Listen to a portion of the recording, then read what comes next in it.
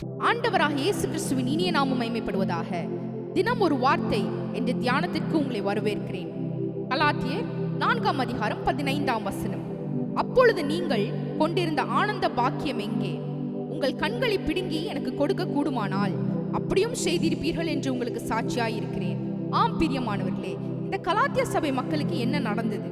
ஒரு காலத்தில் அவர்கள் ஆனந்த பாக்கியம் உள்ளவர்களாக வாழ்ந்து கொண்டிருந்தார்கள்.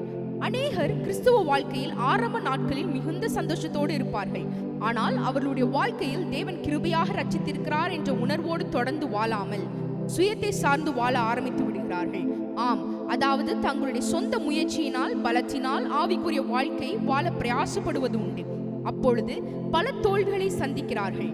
நாம் கிருபையின் அடிப்படையில் வாழ வேண்டும், அதாவது தேவனுடைய சத்தியத்தின் அடிப்படை. ஆனால் இந்த கலாத்தியர் மற்றவருடைய போதனைகளின்படி நடக்க ஆரம்பித்து விட்டார்கள்.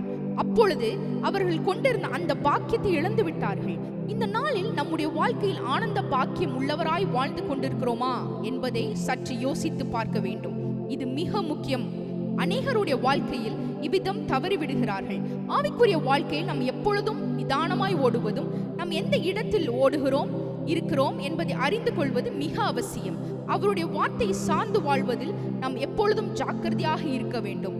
தவறான உபதேசங்களுக்கு நாம் செவி கொடுக்க கூடாது. கிருபையால் கர்த்தர் நம்மை ரட்சித்தார். கிருபையினால் வழி நடத்தி ஓட்டத்தை முடிக்க உதவி செய்வார். இன்றைய நாள் உங்களுக்கு ஆசீர்வாதமான நாளாக இருப்பதாக. ஆமென்.